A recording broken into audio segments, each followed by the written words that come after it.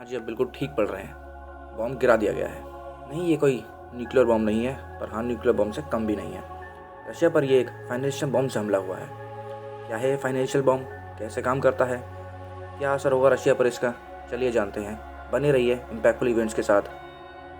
पूरे international media में इसे ऐसे कवर किया जा रहा है कि अमेरिका ने अपनी आखिरी गोली अब चला दी हो। ये एक ब्रह्मास्त्र था जो अमेरिका ने अब चला दिया है।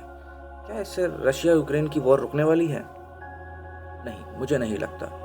अब रशिया पूरे यूक्रेन दिए बिना मानेगा नहीं, और यूक्रेन अभी हार नहीं मान रहा। युद्ध अभी चलता रहेगा, 1 हफ्ता 2 हफ्ता, क्योंकि यूक्रेन की पब्लिक अब गोरिल्ला वॉरफेयर की मदद से लड़ेगी। वो पूरी कोशिश करेगी रशिया को छुप छुप के मारने की। स्विफ्ट बैन लगा दिया गया है। जी हाँ, जो चीज़ इतने दिनों से सुनी जा रही थी वो अब हो चुकी है।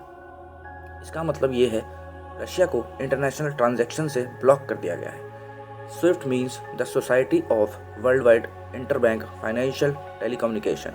ये एक तरह का कम्युनिकेशन सिस्टम है, जैसे कि व्हाट्सएप को एक एग्जाम्पल की तरह समझते हैं। इसमें कहा जाता है कि आप कंफर्म करते हो कि इतने की पेमेंट हमने आपको भेज दी है और इतने की पेमेंट हम आपसे ले चुके हैं। अब रशिया कोई भी इंटरनेशनल ट्रांजैक्शन नहीं कर पाएगी। रशिया के सारे बैंक्स को कट कर दिया है स्विफ्ट से। कोई भी बाहर से पैसा नहीं आ सकता।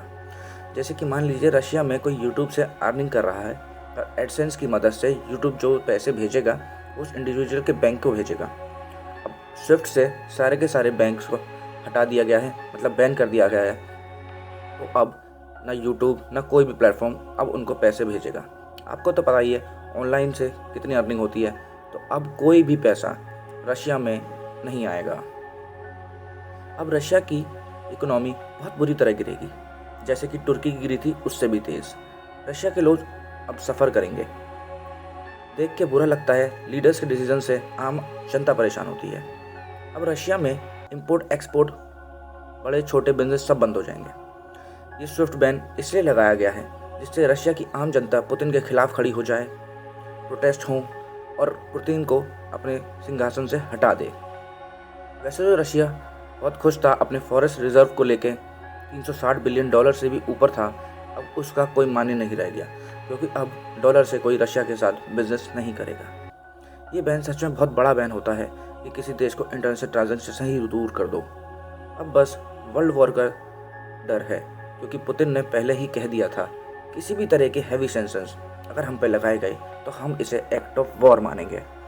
अब देखना ये है पुतिन आगे क्या करते हैं, क्योंकि पुतिन अब बहुत बड़ा स्टेप ले सकते हैं, जैसे कि nuclear attack. Thank you for watching.